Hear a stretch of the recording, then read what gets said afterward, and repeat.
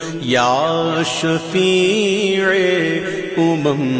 للہ کر دو کرم، شالا وسدار وے تیرا سونا حرم۔ الحمدللہ رب العالمین والعاقبۃ للمتقین، والصلاة والسلام علی سید الانبیاء والمرسلین، اما بعد، اعوذ باللہ من الشیطان الرجیم، بسم اللہ الرحمن الرحیم۔ وما من دابۃ فی الارض الا علی اللہ رزقها، صدق اللہ العظیم وصدق رسولہ النبی الکریم۔ ان اللہ وملائکتہ یصلون علی النبی یا ایہا الذین آمنوا صلوا علیہ وسلموا تسلیما۔ الصلاۃ والسلام علیک یا سیدی یا رسول اللہ، وعلی آلک واصحابک یا سیدی یا حبیب اللہ۔ الصلاۃ والسلام علیک یا سیدی یا نبی اللہ، وعلی آلک واصحابک یا سیدی یا نور اللہ۔ اللہم صلی علی سیدنا و مولانا محمد معدن الجود والکرم، وآلہ وصحبہ وبارک وسلم۔ تمام تعریفیں، حمد و ثنا اللہ تعالیٰ جل جلالہ کے لیے۔ زاں بعد ہر قسم کے درود و سلام نبی مکرم سید عالم صلی اللہ علیہ وسلم کی ذات والا صفات کے لیے۔ حمد و صلات کے بعد، مال دولت یہ انسان کی ضرورت بھی ہے، اور بعض موقع میں اس کے لیے بہت بڑی آزمائش بھی ہے۔ ہمارے زمانے میں بہت سارے لوگ مالی پریشانیوں کا شکار ہیں۔ کچھ لوگ تو خود اپنے بارے میں آ کے کہتے ہیں کہ زندگی میں بڑا کچھ کیا ہے لیکن کامیابی نہیں ملی، اور اس کامیابی کو وہ مالی کامیابی قرار دیتے ہیں کہ ہم کوئی زیادہ دولت نہیں جمع کر سکے، تو وہ سمجھتے ہیں شاید بالکل ناکام ہو گئے۔ کچھ لوگ یہ کہتے ہیں کہ بچے نہیں سیٹ ہو رہے، اب اس سے مراد بھی یہی لیتے ہیں کہ ان کا ہاتھ پیسوں تک نہیں پہنچ رہا۔ لوگ یہ بھی کہتے ہیں کہ بچی کی شادی کرنی ہے، حالات ساتھ نہیں دے رہے، تو اس کے مراد بھی یہی ہوتا ہے کہ پیسے کوئی نہیں۔ تو ہر دوسرا تیسرا آدمی مالی پریشانی کا ذکر کرتا ہے، مالی معاملات میں الجھا نظر آتا ہے، اور پھر عجیب سا ایک مزاج بن گیا ہے قوم کا کہ نہ کسی کو یہ پرواہ رہی ہے کہ کتنے دن ہو گئے نماز پابندی سے نہیں پڑھی جا رہی، نہ یہ لوگ سوچتے ہیں کہ کتنا زمانہ بیت گیا ہے، بلکہ بہت سارے تو ایسے ہیں جو رمضان میں قرآن پاک کھولتے ہیں پھر اگلے رمضان میں ہی جا کے کھولتے ہیں۔ اس کی فکر نہیں لوگ کرتے۔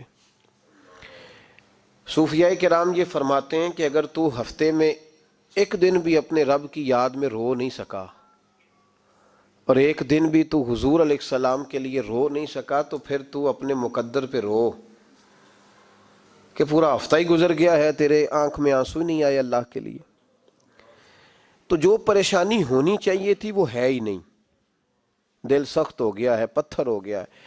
صحابہ کرام علیہم رضوان ان پریشانیوں کا ذکر کرتے تھے کہ دل سخت ہو گیا ہے، طبیعت لگ نہیں رہی، ان چیزوں کا۔ ہمارے ہاں ایک ہی پریشانی ہے جو مالی پریشانی، پیسہ کس طرح زیادہ بن سکتا ہے، کس طرح کر کے زیادہ آ سکتا ہے، اور کیا ایسا طریقہ اختیار کیا جائے کہ لوگ امیر ہو جائیں، یہی ایک پریشانی ہے۔ وظیفہ بھی اسی لیے پوچھا جاتا ہے، اللہ ماشاءاللہ، پیر بھی اسی لیے پکڑا جاتا ہے، بہت سارے لوگ مسجد کی حاضری بھی اسی لیے دیتے ہیں۔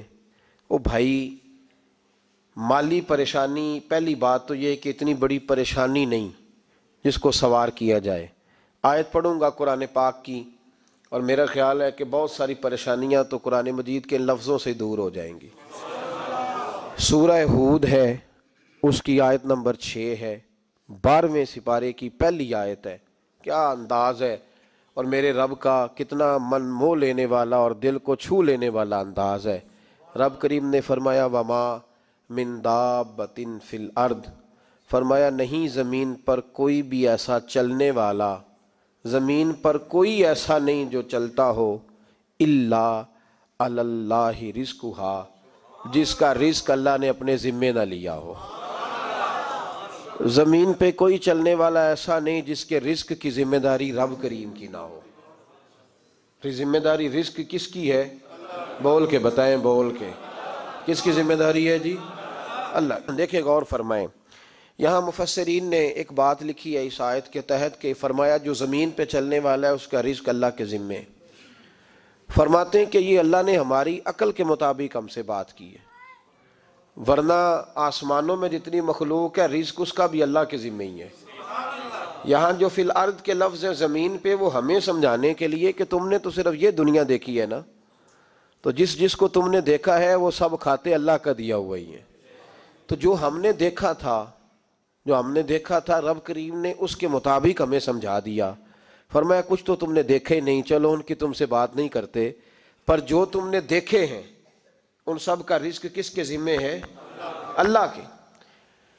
میرے رسول کریم سید عالم صلی اللہ تعالیٰ علیہ وسلم قرآن مجید کی جب ترجمانی کرتے، وضاحت کرتے، تو محبوب پاک صلی اللہ علیہ وسلم بھی کوئی اشکال رہنے نہیں دیتے تھے، کوئی اشکال نہیں رہنے دیتے تھے۔ میرے محبوب کریم علیہ الصلوۃ والسلام نے فرمایا اللہ پہ بھروسہ رکھ کے سویرے نکل جانا رزق کی تلاش میں۔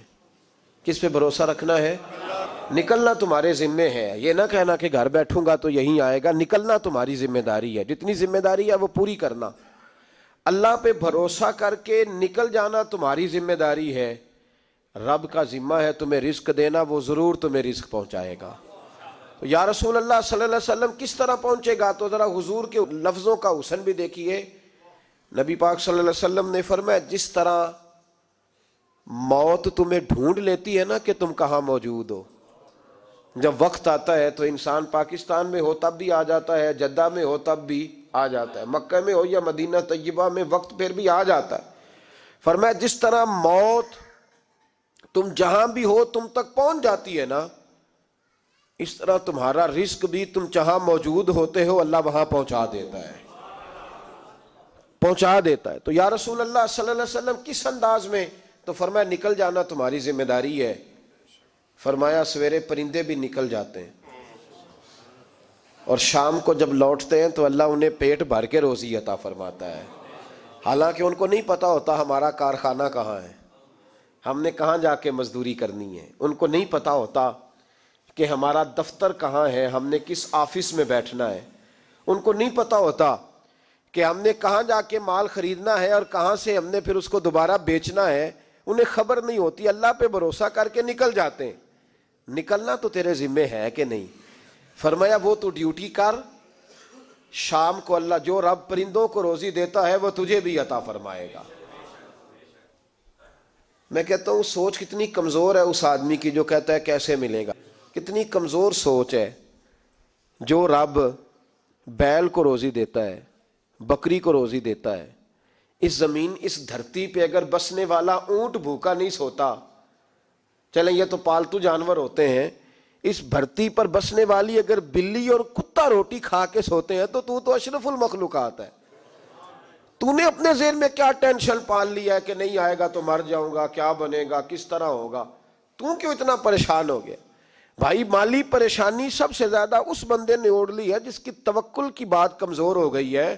تو سیدھی توجہ اپنے رب کریم کی جانب رکھ، سیدھی توجہ اللہ کی جانب کر۔ رب فرماتا ہے ذمہ تیرا نہیں، ذمہ میرا ہے۔ دیکھیں نا تنخواہ ایک آتی ہے گھر میں، جب ایک بچہ ہوتا ہے تو تب بھی کام چلتا ہے، جب اللہ 2 بچے دے دے پھر بھی اس تنخواہ سے کام چلتا ہے، جب 3 ہو جائیں پھر بھی چلتا ہے، جب 4 ہو جائے نہیں، آپ نہ بھی بولیں تو بات تو صحیح ہے، بہرحال کام پھر بھی چلے۔ اسی تنخواہ میں سے جب بندہ بڑے بیٹے کی شادی کر کے بہو بیاہ کے لے آئے تو پھر بھی کام چلتا ہے، اور جب اس بیٹے کو اللہ بچے عطا کر دے تو اسی گھر میں، اسی آنگن میں، اسی چھت کے نیچے کام چلتا ہے۔ تو پھر تو مان جانا کہ چلانے والا تو نہیں، چلانے والا کوئی اور ہے، پھر تو مان جا کے چلانے والا کوئی۔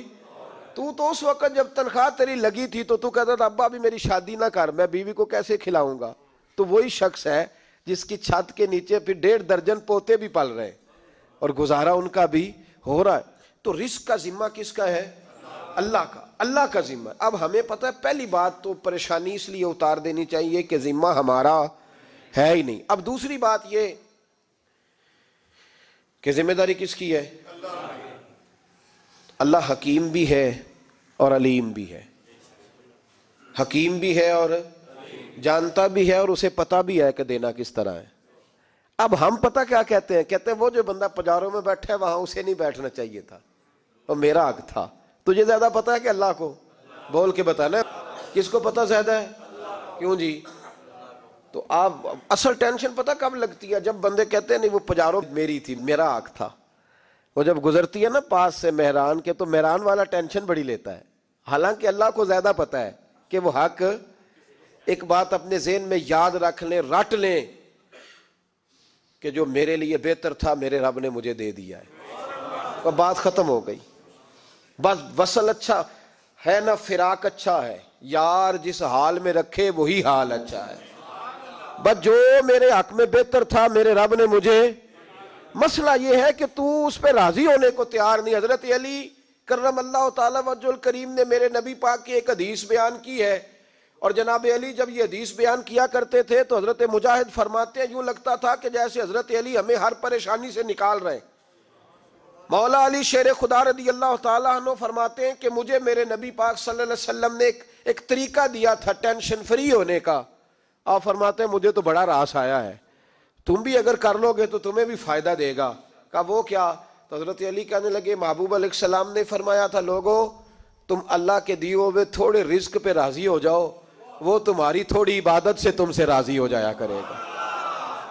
بس تم 2 نفل بھی پڑھو گے تو اللہ راضی ہو جائے گا. تم 1 رکوع بھی سویرے اٹھ کے پڑھو گے تو وہ راضی ہو جائے گا. وہ تمہارے 313 درود شریف سے راضی ہو جائے گا. تم اس کے دیے ہوئے تھوڑے رزق سے راضی ہو جاؤ. ٹینشن اس لیے ہوتی ہے کہ ہم راضی نہیں جو اس نے ہمیں دیا ہے. وہ حل میں مزید کی جو دوڑ ہے نا، حل میں مزید کی، بے قدرہ کچھ قدر نہ جاتی، کیتی خوب تسلی ہو، دنیا دار پجاری زر دے، کتیاں دے گل ٹلی ہو، بک بک روشن اکھیاں تکیو ویکھ حویلی کلی ہو، تے کوچ نصیر اساں جد کیتی پہ جانی تھر تھلی ہو. تو یاد رکھیں یہ جو ہے نا مصیبت کے مال آ کیوں نہیں رہا، وہ سامنے والا پلاٹ میرے گھر کے سامنے ہے گھر کے سامنے، پر رجسٹری میرے نام کیوں نہیں. یہ مصیبت سانس نہیں لینے دیتی. موٹر سائیکل کھڑی کرتا ہے نا جب آ کے دکان سے روٹی کھانے آتا ہے، دفتر سے گھر آتا ہے، کاروبار سے آتا ہے، تو جہاں موٹر سائیکل کھڑی کرتا ہے وہ ٹینشن بڑی ہے کہ کبھی میری ہو جائے نا یہ والی جگہ بھی، تو میں یہاں بھی بورڈ لگاؤں اپنے نام. اس نے مالی پریشانی پیدا کی. تو جس حال میں ہے، چونکہ تو نے اپنا یہ حال خود نہیں بنایا، جس نے بنایا ہے وہ بڑا بہتر جانتا تھا کہ تو اسی حال میں اسے اچھا لگتا ہے. تو اسے اسی حال میں، ایک بزرگ تھے تو ان کی طبیعت بڑی علیل ہو گئی، بیمار ہو گئے، تو اللہ نے آزمائش دی تو کیڑے پڑ گئے وجود میں. ایک کیڑا یہاں سے کھا رہا تھا، اللہ والے بڑے راضی رہتے ہیں اس کی رضا پہ. تو کیڑا یہاں کھا رہا تھا تو نیچے گر گیا، تو بابا جی نے اٹھا کے پھر وہاں رکھ لیا. کہنے لگے جب اس نے تیری ڈیوٹی مجھے کھانے کی لگائی ہے تو میں اس بات پہ راضی ہوں، تو نیچے کیوں گرتا ہے؟ بس ٹھیک ہے کھا، جب اس نے تجھے ڈیوٹی جو تیری لگائی ہے. سالبہ بن عبد الرحمن ایک صحابی تھے، سالبہ غالباً نبی پاک صلی اللہ علیہ وسلم کی خدمت میں آئے. کہنے لگے یا رسول اللہ صلی اللہ علیہ وسلم غربت بڑی ہے، میرے لیے دعا کریں اللہ زیادہ مال دے. تو محبوب صلی اللہ علیہ وسلم نے فرمایا تو جس حال میں اچھا ہے وہ تیرے لیے بہتر ہے، جس میں تو ہے وہی حال تیرے لیے. مشکل ہے نا یہ جواب سننا. کہتے ہیں پیر صاحب فلان جگہ سے تویز آیا، وہاں تو وارے نے آرے ہو گئے، تو آپ کے ہاں. تو میں کہتا ہوں یہ تویز دینے والا اگر تویز دے کے امیر بناتا ہے تو پہلے خود کیوں نہیں بنتا؟ یہ خود تو 150 کا تویز بیچ رہا ہے، اپنی بیچارے کی حالت یہ ہے.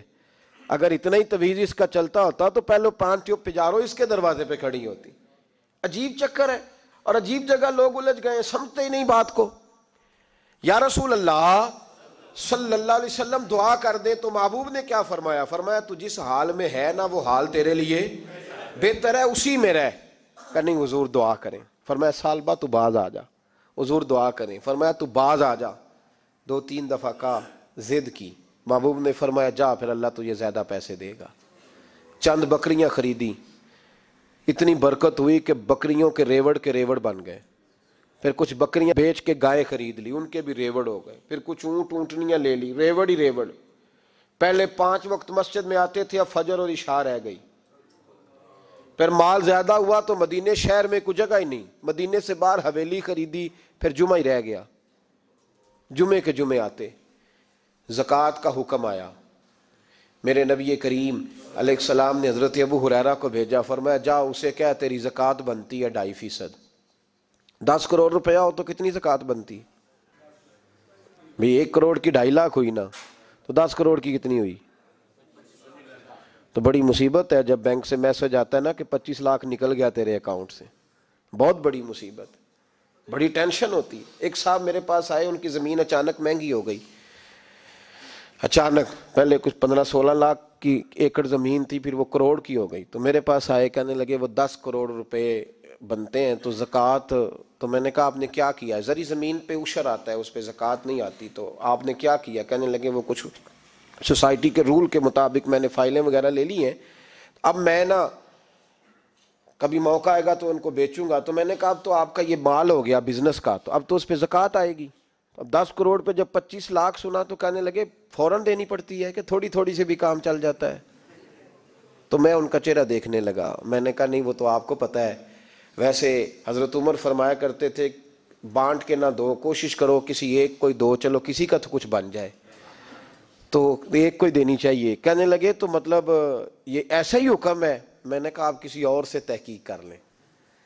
اب یہ بھائی لیتے وقت نہیں تجھے ٹینشن ہوئی کہ 15 لاکھ کا کروڑ ہو گیا, تو اس وقت نہیں تو نے کہا کہ یا اللہ یہ کیسی سوچ ہے مسلمان, کس طرح کا اس کا. ہمارے ہاں جب کسی آدمی پہ حالات خراب ہوتے ہیں نا, تو سب سے پہلے وہ اس طرح کرتا ہے کہ جو میں کہیں اللہ کے رستے میں دیتا ہوں پہلے اسے بند کرو.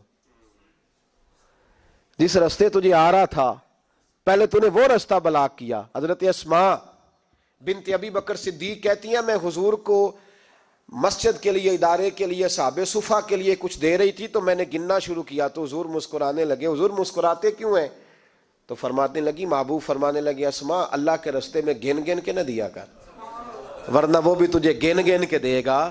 تو اس کے رستے میں بے حساب دے, وہ بھی تجھے بے حساب ہی عطا فرمائے گا. لیکن پہلے یہ والا پہلے دروازہ بند کرو, یہاں سے پیسے ختم ہو رہے ہیں. تو اس طرح کرنا بھائی. اس دفعہ سوٹ ذرا گرمیوں والے نہ خرید, لیکن جو تو اللہ کے رستے میں دے رہا ہے اسے دیتا رہے. لیکن ہم اپنا نقصان زیادتی کرتے ہیں اپنے ساتھ. میں نے آپ کو پہلے بھی بتایا تھا پیار کی بولی ہے, پھر بولتا ہوں. ایک بڑے بڑے پیار والے دوست ہیں, ایک دفعہ مجھے کہنے لگے کہ آپ کئی دفعہ اعلان کرتے ہیں تو مجھے اچھا نہیں لگتا, اور آپ ادارہ بھی بہت زیادہ بننے والا ہے, بڑی چیزیں میں دیکھتا ہوں جو ہوں تو بڑا نظام اچھا ہو جائے, آپ دعا کریں اللہ مجھے پیسے دے تو میں بڑے سارے خرچ کروں گا اس کے رستے میں. تو میں نے کہا یا اللہ اسے 10 کروڑ دے, یہ 9.5 کروڑ تیرے رستے میں دے دے گا. تو چپ کر گیا, جس طرح آپ نہیں کر گئے سارے, چپ کر گیا وہ بھی. اس نے کہا جی نہیں جی انشاءاللہ کریں گے. اور میں کیا پلیا اجے تے دعا پہ ہی ہوندی آ, ابھی تو وہ آئیں گے تو تب دیکھی جائے گی. تو یہیں اڑ گیا ہے. یعنی 9.5 کروڑ اللہ کے رستے میں خرچ کرنے کی دعا پہ بھی آمین کوئی نہیں کہتا کہ چلو آمین ہی کہہ دیں. تو میں کہا تینوں تے 50 لاکھ بچدا سی پیا, لیکن تو اس سودے پہ تیار. جب یہ سوچ ہوتی ہے, یہ غلط سوچ ہے. یہ بات تو اگرچہ مسکرانے والی, لیکن یہ سوچ صحیح نہیں. حضرت عثمان غنی رضی اللہ تعالیٰ عنہ کہتے ہیں جس وقت نبی پاک صلی اللہ علیہ وسلم نے اعلان کیا نا جنگ کے موقع پر کہ 800 سپاہیوں کا خرچہ چاہیے, کہتے ہیں میرے پاس 600 کا تھا. یہاں ایک روایت میں حضور نے 1000 کا اعلان کیا تو میرے پاس 800 کا تھا. جب 2-3 دفعہ نبی پاک نے اعلان کیا تو کہتے ہیں میں نے کھڑے ہو کے کہا یا رسول اللہ پورا 800 میری طرف سے. کہتے ہیں میں نے 200 سپاہی کا خرچہ ادھار اٹھایا, لیکن پورے 2 مہینے نہیں گزرے تھے, رب کریم نے مجھے کئی گنا کر کے پیسے واپس عطا فرما دی. پر بات تو یہ ہے کہ تیری وہاں لو لگی ہو, تو تجارت کرتا ہے ان لوگوں کے ساتھ جو کیا دے سکتے. تو سالبہ کے پاس حضور نے پیغام بھیجا. پہلے تو کہا تیرے لیے بہتر نہیں مال, جب اصرار کیا تو اب بڑی برکت ہو گئی, بڑا آیا تو فرمایا زکوٰۃ دے, 2.5% زکوٰۃ ہے. اب جب سوچا کہ 5 اونٹوں پہ ایک بکری جائے گی اور بڑا سارا مجھے دینا پڑے گا, اب جب غور کیا تو یہ تو نہ کہا کہ میں نہیں دیتا. حضرت ابو ہریرہ سے کہنے لگے نبی کریم علیہ السلام کی خدمت میں عرض کرنا کہ میں خود آؤں گا. حضرت ابو ہریرہ نے آ کے عرض کی یا رسول اللہ صلی اللہ تعالی علیہ وسلم. حضور وہ کہتے تھے میں خود آؤں گا. تو کہتے ہیں محبوب نے ٹھنڈی سانس لی, فرمایا اسے کہا تھا کہ تیرے لیے مال بہتر نہیں, اب ہلاک ہو گیا, ہائے افسوس ہلاک ہو گیا. ان کو بھی تھوڑی دیر کے بعد احساس ہوا کہ یہ میں نے کیا کیا, نبی پاک کوئی کہہ دیا نہیں ہے, حضور کو کہہ دیا بعد میں آؤں گا. اب دوڑے آئے, عرض کی حضور میں سارا کچھ لے کے آیا ہوں, قبول کر لیں. محبوب نے فرمایا گویا بلال حبشی کی خشک کھجور بھی قبول ہے, اور صہیب رومی ایک اٹی بان کی لائے تو وہ بھی قبول ہے, اور عمار بن یاسر اور مصعب بن عمیر اگر 2 دینار دے جائیں اور کوئی پرانا جوڑا کسی سپاہی کے لیے چھوڑ جائے تو وہ بھی قبول ہے, لیکن تو اپنا لاکھوں لے کے چلا جا, تیرا کوئی نہیں قبول, معاف کر دیں. فرمایا جا معاف کیا, پر پیسے لے کے نہ آنا. اگلے سال پھر آئے, بندے ہوئے ہاتھ ہیں. محبوبہ میں دولت کا کیا کروں گا, آگ لگانی ہے, قبول کر لیں. فرمایا تو لے جا, تیرا نہیں قبول, گرا جو ان کی نگاہ سے وہ سنبھل نہیں سکتا. حضور نے وصال ظاہری کیا تو جناب صدیق اکبر کے پاس آئے, لاکھوں کا مال, ابو بکر قبول کر لو. تو جناب صدیق اکبر کہنے لگے اس کا کر لوں جس کا نبی نے نہیں کیا, چل جا کوئی نہیں چاہیے. حضرت عمر کے زمانے میں قحط پڑ گیا, بارشیں نہیں ہوتی, غلہ نہیں ملتا, حالات خراب ہیں, مالی طور پہ بحران آ گیا, غربتیں, مجبوریاں, تکلیفیں. آ کے روئے, عمر میرا قبول کر لو, مجھے معافی تو مل گئی تھی نا. فرمایا معافی اپنی جگہ پہ, پر جس کا مصطفیٰ نے قبول نہیں کیا. بہت سارے لوگوں کو پتہ ہی نہیں کہ ان کا قبول ہی نہیں ہوا, اور وہ الجھے ہوئے, انہیں خبر ہی نہیں کہ اصل بات کیا ہے. فرمایا جس کا مصطفیٰ کریم نے قبول نہیں کیا, اب ہیرے اور جواہرات بھی لے کے آئے تو بھوکے مریں گے, پر اس کا قبول, اس بات پہ راضی رہو جس حال میں اللہ نے رکھا ہوا ہے, اس حال میں راضی رہو.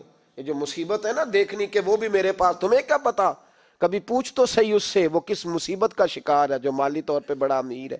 تو اس کی طرف دیکھ کے اپنا دل برا کرتا ہے. بس جس حال میں رب نے رکھا ہے اس حال میں رہ. حضرت عثمان غنی کے زمانے میں تو وہ وصال کر گئے, لیکن بھائی تو جس حال میں تیرا رب تجھے رکھتا ہے اس حال میں رہ, تیری مالی پریشانیاں ختم ہو جائیں گی. میں نے پہلے بھی شاید آپ کو ایک دفعہ کہا تھا, میں تعلیم سے فارغ ہوا تو میرے ایک استاد اور میرے کچھ دوست کہنے لگے افریقہ آ جائیں آپ, وہاں ایک بہت بڑا ادارہ ہے, اس کو چلائیں, اس کو سنبھالیں. تو میری والدہ سے میں نے کہا, کچھ طبیعت ہوتی ہے نا انسان کی, میرا بھی دل لگ گیا. میری اماں پڑھی نہیں تھی لیکن اللہ نے دانائی بڑی عطا فرمائی تھی, حکمت بڑی تھی, سیانی بڑی تھی.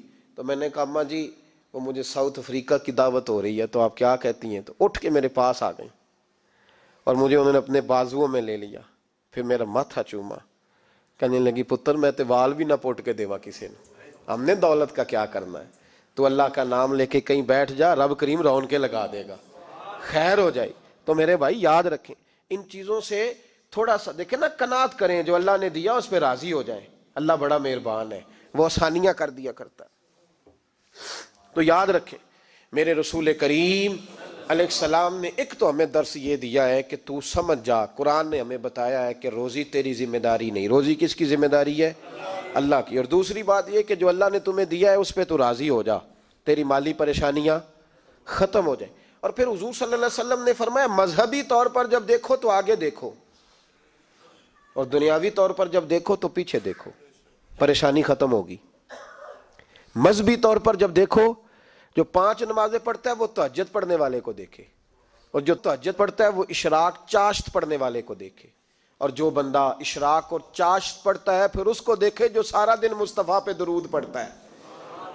اوپر دیکھے کہ میں نے اور نیک ہونا ہے, اور نیک. اور جب مالی معاملہ ہے تو پھر نیچے دیکھ, اگر تو بیٹھا نا پجاروں پہ تو پھر ٹوڈی والے پہ نظر کر اس کا کیا حال ہے, اور اگر تو وہاں بیٹھا ہے تو دیکھ مہران والا بھی تو گاڑی چلا ہی رہا ہے نا, اور اگر تو وہاں ہے تو موٹر سائیکل والا دیکھ, اور تو وہاں ہے تو پھر سائیکل والے پہ نظر, اور اگر تو سائیکل والا ہے تو پیدل والے کو دیکھ, اگر تو کرائے کے مکان میں رہتا تو پھر جھونپڑی والے کو دیکھ, اور اگر تو جھونپڑی میں رہتا ہے تو پھر بھی پریشان نہ ہونا. کچھ ایسے بھی ہیں جنہیں جھونپڑی بھی نصیب نہیں, جو سڑک پہ لیٹے ہوئے ہیں. اور اگر تو تندرست ہے نا تو کبھی جا کے ہسپتال میں دیکھ حال کیا ہے, لوگ کس حال میں ہیں. تو ہم شکر نہیں ادا کرتے. اس کا نقصان کیا ہوتا ہے؟ نعمتیں چلی جاتی ہیں. اللہ فرماتے ہیں لئن شکرتم لازیدنکم, تو شکر ادا کر, میں نعمتوں میں اضافہ کر دوں گا. تو بھائی مالی پریشانی کا تیسرا سبب یہ ہے کہ ہم دیکھتے ہیں مالی طور پر اوپر, تو پھر ہمیں طبیعت بگڑتی ہے. اور پھر مالی پریشانیوں کے کچھ اور اسباب بھی ہیں. امام شافعی فرماتے ہیں جن گھروں میں لوگ فجر کی نماز کے وقت سوئے ہوتے ہیں ان گھروں میں رزق نہیں آتا. آپ فرماتے ہیں فجر کا وقت اللہ کے دینے کا وقت ہے, اس وقت اللہ بانٹتا ہے. حضور صلی اللہ علیہ وسلم کا فرمان ہے نا حدیث میں کہ تہجد کے وقت اللہ پہلے آسمان پہ نزول جلال فرماتا ہے جو اس کی شان کے لائق ہے تہجد کے وقت, اور وہ کہتا ہے مانگو میں تمہیں عطا کروں گا. لینے کی باری آئے تو بندہ سمیٹ سماٹ کے اندر گھس جائے. ہمارے ہاں یہ ہوتا ہے کہ عشاء کے بعد بچے بیٹھتے ہیں موبائل لے کے, تہجد کا وقت آتا ہے تو ان کی آنکھیں بند ہونی شروع ہوتے ہیں. تو لینے کے وقت تو سویا تھا, تیرا مسئلہ کیسے حل ہوگا بھائی؟ جب کوئی آدمی خیرات بانٹ رہا ہو تو جو پیالہ پیچھے کر لے اسے ملے گا؟ کہتے اس وقت آنا جب میں بانٹ رہا تھا, اب تو کدھر آ گیا ہے. مثال دے رہا ہوں. تو فجر کا وقت مانگنے کا ہے, تو ساری رات تو گزر گئی گیمیں کھیلتے, ٹی وی دیکھتے, اور جو لینے کا وقت تھا تو سو گیا, تو کیسے آئے گا تیرے پاس؟ تو اٹھے سویرے, بندوں سے مانگ کے دیکھ لیا, بڑی عزتیں خراب ہوئی. فجر کا وقت اٹھ کے جھولی پھیلائیں. میرے رسول پاک علیہ السلام فرماتے ہیں, رب فرماتے ہیں جب بندے میرے آگے جھولی پھیلاتے ہیں مجھے شرم آتی ہے, کیسے خالی واپس کر دوں. تو اس کے سامنے جھولی پھیلائیں سویرے اٹھ کے, رزق میں برکت ہوگی. اور پھر ایک اور بات, پانچویں بات, رزق میں تنگی اس وقت ہوتی ہے جب ہم مال غلط جگہ پہ خرچ کرتے ہیں. اللہ مال دیتا ہے اپنے فضل سے, اور جب ہم اسے ضائع کریں. مثال دیتا ہوں, میرے پاس ایک شخص نے آ کے کہا حضرت جی بچی کی شادی ہے, یا میرا گھر میں کوئی بیمار ہے, یا بڑی آزمائش ہے, 10,000 کی ضرورت ہے. میں نے تھما دیا اس کو. پھر مجھے بعد میں پتا چلا کہ وہ تو عیاشی کر رہا ہے پیسوں سے, وہ تو چلا گیا کہیں گھومنے اور فلاں ہوٹل میں, مہنگے ہوٹل میں بیٹھ کے کھانا کھا لیا. تو میرے دل پہ کیا گزرے گی اس شخص کے بارے میں؟ بلا مثال و بلا تشبیہ سمجھانے کے لیے اللہ نے مال دیا فضل سے, اور اگر عیاشیوں میں لگا دیا. صوفیاء فرماتے ہیں کہ اگر ایک دھیلا تو حرام جگہ پہ خرچ کرے نا, ایک دھیلا, تو 1,00,000 دینار کی برکت تیرے گھر سے اٹھ جاتی ہے. ایک دھیلا حرام جگہ پہ. یہ جو گویوں پہ پیسے پھینکتے ہو حلال ہے؟ چلیں بینڈ باجا تو شادی پہ آپ نے اپنی مرضی سے بند کرنا ہے یا بجانا ہے, لیکن گویوں پہ جو پیسے پھینکتے ہو جائز ہے؟ بولیں. تو وہ پھر کہتے روتے ہیں بعد میں لوگ کہ پتہ نہیں کیا ہوا, شادی کے بعد پیچھے پیچھے آئے. تو میں نے کہا شادی کے بعد اس لیے پیچھے پیچھے ہاتھ ہو گیا کہ شرابیں بڑی پی گئیں شادی پہ, تباہی بڑی اتری, تو پھر اللہ کی رحمت ناراض ہو گئی. اور اس پر میں قرآن مجید کی آیت پڑھتا ہوں, رب فرماتا ہے وَمَنْ أَعْرَضَ عَنْ ذِكْرِي فَإِنَّ لَهُ مَعِيشَةً ضَنْكًا. بڑی سخت آیت ہے. وَمَنْ أَعْرَضَ عَنْ ذِكْرِي, فرمایا جب تو میرے تذکرے سے, میرے ذکر سے منہ پھیر لیتا ہے, فَإِنَّ لَهُ مَعِيشَةً ضَنْكًا, تو میں تیری معیشت کو, تیرے رزق کو تنگ کر دیتا ہوں. پھر تیری زندگانی تنگ ہوتی, اور جس کی زندگی اللہ تنگ کرے اس کی کوئی کھول سکتا ہے؟ کہتے ہیں بڑی جگہوں پہ گیا ہوں, بڑی پھوکے مروائی, بڑے دم کرائے, حالات صحیح نہیں ہوتے, تو مسجد آ کے توبہ کر. وہ کہہ رہا ہے فَإِنَّ لَهُ مَعِيشَةً ضَنْكًا. اعلان ہے قرآن پاک کا کہ جب تو میرے ذکر سے منہ پھیرے گا, روٹی میری کھائے اور پیسے لے کے عیاشی کرے, مسجد آئی نہ. حکم تو یہ ہے کہ جتنی جتنی نعمت بڑھتی جائے سجدے بڑھنے چاہیے, لیکن ہم لوگ سجدے کم کرتے جاتے ہیں, فرض نماز بھی نہیں پڑھتے, پھر رزق تنگ ہوتا ہے, پھر اللہ کے عدل کا نظام چلتا ہے, پھر خرابی ہوتی. اس لیے یاد رکھیں قرآن مجید نے حکم دے دیا کہ اگر چاہتے ہو کہ رزق میں برکت ہو تو پھر رزق دینے والے کے آگے جھک جاؤ, پھر رزق دینے والے کے آگے جھکو. تو مالی پریشانی کا بہت بڑا سبب یہ ہے کہ ہم مسجد کی طرف نہیں آتے, دین کی طرف نہیں آتے, پیسہ ناجائز جگہ پہ خرچ ہوتا ہے. آپ یقین کریں مسجدوں کا حال خستہ ہے, مدارس کا حال قابل رحم ہے, قابل رحم حالت ہے مدارس اسلامیہ کی. اور لوگ پیسہ کہاں خرچ کرتے ہیں؟ میں تو یہ رونا روتا رہتا ہوں, ہر جگہ روتا ہوں. میں دنیا کے کسی پاکستان کے کونے میں بیٹھتا ہوں تو رونا روتا ہوں. ایکٹر پل گئے. اور اہل سنت کا تو ویسے اللہ حافظ ہے، قوالوں کی کوٹھیاں دیکھنے کے قابل ہیں.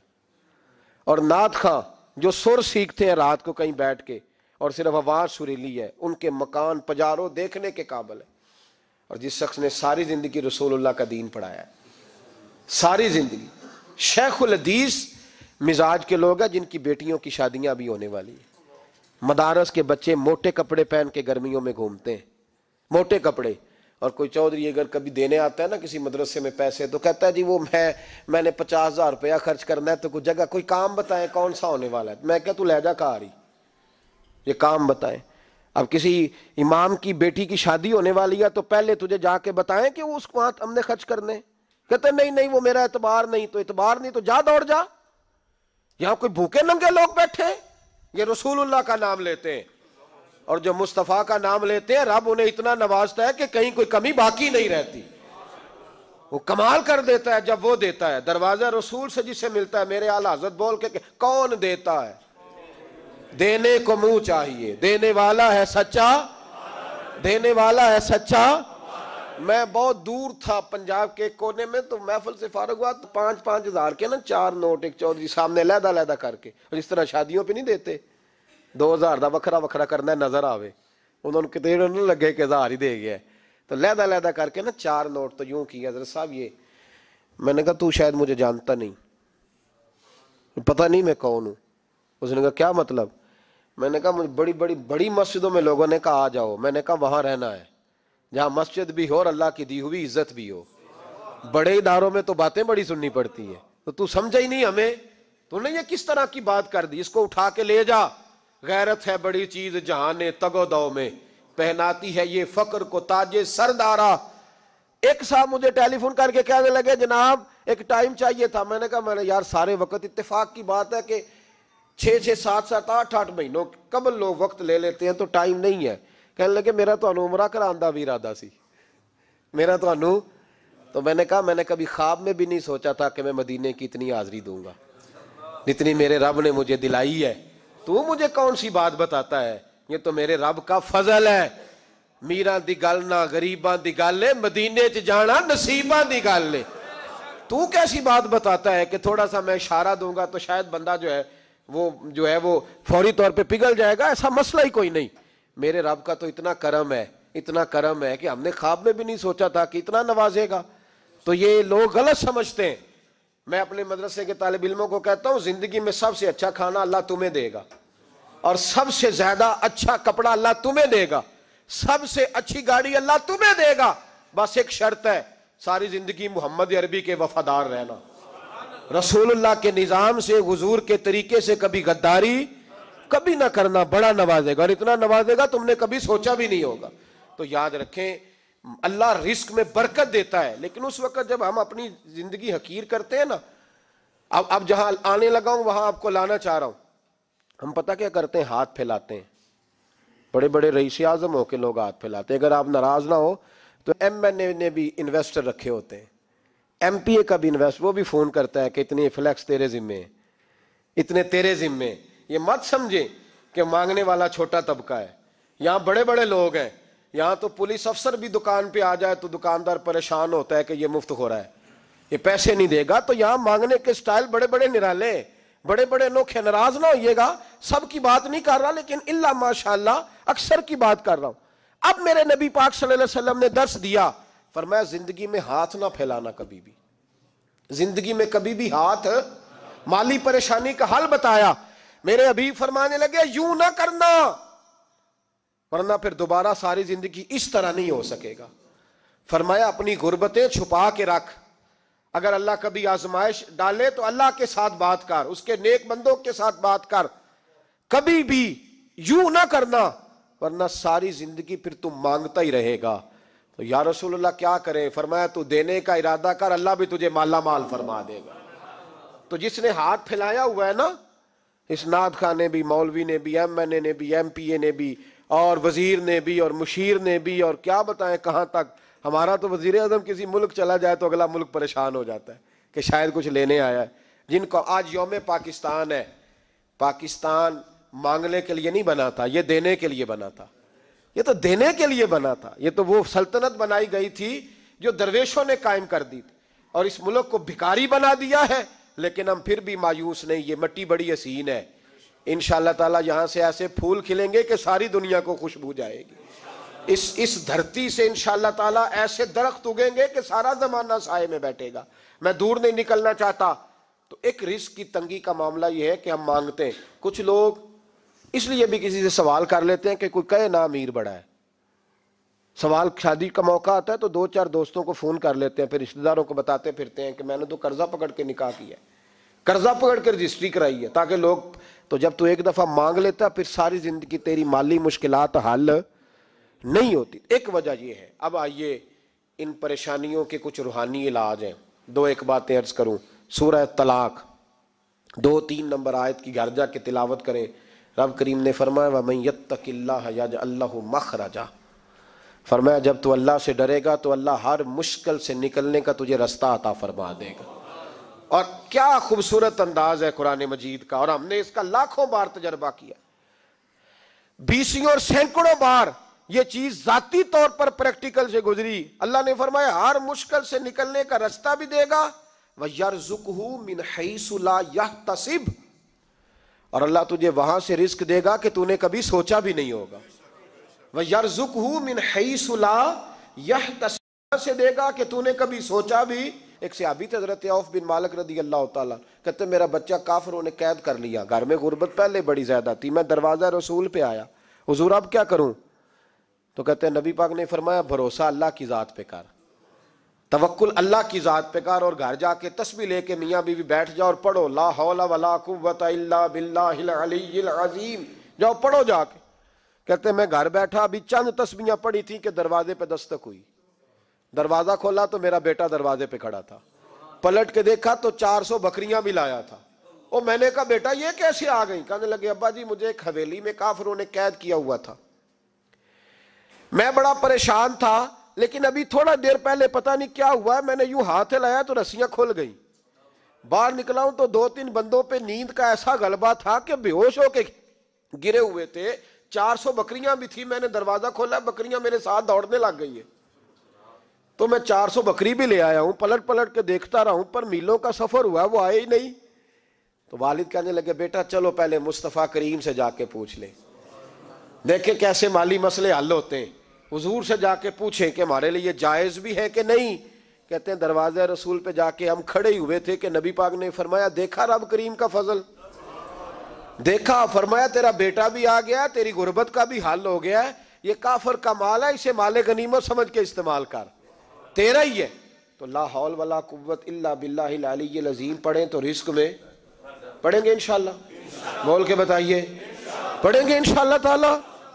لیکن سنی قوم تویز پہ لگ گئی ہے، کہتے ہیں وظیفہ پڑھنا پڑتا ہے، آپ لکھ کے دیں گلے میں ڈالنے کے لیے تاکہ وہ ڈالتا جاؤں اور میرے اوپر پیسوں کی بارش ہوتی جائے۔ وظیفہ پڑھیں، وظیفہ پڑھیں۔ سنیں ایک اور وظیفہ سنیں، امام قرطبی نے تفسیر قرطبی میں لکھا رزق کی برکت کا وظیفہ۔ امام قرطبی نے لکھا ہے حضرت انس بن مالک رضی اللہ تعالیٰ عنہ کہتے ہیں ایک شخص حضور کی بارگاہ میں آیا، کہا یا رسول اللہ صلی اللہ علیہ وسلم غربت بڑی ہے، بڑا دکھی ہوں، بڑا پریشان ہوں۔ تو حضور نے وظیفہ بتایا، فرمایا جب بھی گھر جاؤ نا گھر والوں کو سلام کہنی ہے، السلام علیکم، یعنی کب کہنی ہے؟ جب بھی جاؤ۔ کب کہنی ہے؟ یعنی گھر سے نکلے ماچس لینے کے لیے، واپس آ کے کہنا السلام علیکم۔ پھر گھر والوں نے کہا ہو یاد نہیں رہا تھا، وہ تو چینی بھی ختم ہو گئی ہے، پھر گئے چینی لینے تو واپس آ کے پھر السلام علیکم۔ انہوں نے کہا خو ناراض نہ ہوئیے گا، پتی بھی نہیں چائے کی۔ اب واپس گئے تو پھر واپس آ کے کیا کہنا ہے؟ تو نبی پاک صلی اللہ علیہ وسلم نے فرمایا جب بھی گھر جا السلام علیکم کہے اور 3 دفعہ سورۃ اخلاص پڑھ دے، اور سورت بھی وہ بتائی جو سب کو آتی ہے، قل هو اللہ احد اللہ الصمد لم یلد ولم یولد ولم یکن لہ کفوا احد، 3 دفعہ یہ پڑھ دے۔ صحابی بڑے سیانے تھے، بڑے مسئلے حل کرتے تھے ہمارے، فٹافٹ بول پڑے وہ صحابی، کہنے لگے حضور میری تو چھوٹی سی فیملی ہے، کئی دفعہ بچے گھر نہیں ہوتے، ننھیال گئے ہوتے ہیں، تو پھر کیا کروں؟ حضور نے فرمایا جب گھر میں کوئی نہ ہو تو اپنے نبی پہ درود و سلام پڑھ دینا، تیرے نبی کا کرم تو تیرے گھر میں ہوگا نا۔ حضرت انس بن مالک رضی اللہ تعالیٰ عنہ فرماتے ہیں کہ ہم انتظار میں تھے کہ بندہ واپس آئے اور رزلٹ بتائے. کہتے ہیں وہ کچھ دنوں کے بعد واپس آئے تو عجیب بات کی انہوں نے. ہمسایوں سے کئی دفعہ بندے کی نہیں نا اتنی بنتی, اور کئی دفعہ لگتا ہے کہ میرا ہاتھ اوپر ہی رہے, یہ کہیں مجھ سے تگڑے نہ ہو جائے. کہتے ہیں وہ آئے تو نبی پاک صلی اللہ علیہ وسلم نے کہا کیا حال ہے تیرا؟ تو عرض کرنے لگے یا رسول اللہ صلی اللہ علیہ وسلم, وظیفہ تو میں نے اپنے لیے پوچھا تھا اور میرے تو ہمسائے بھی امیر ہو گئے. حضور وہ تو میں نے اپنے لیے پوچھا تھا اور میرے دائیں بائیں والے لوگوں کو بڑی برکت ہوئی ہے. تو میرے محبوب مسکرانے لگے.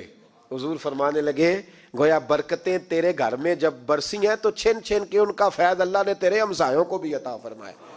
مشکل تو نہیں وظیفہ, کیا کرنا ہے؟ نہیں تو نہیں آکھنا مشکل لگتا مینوں نہیں.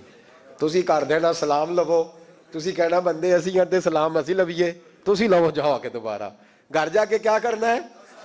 چلے کچھ نہ کچھ 55% بولے ہی ہیں ماشاءاللہ.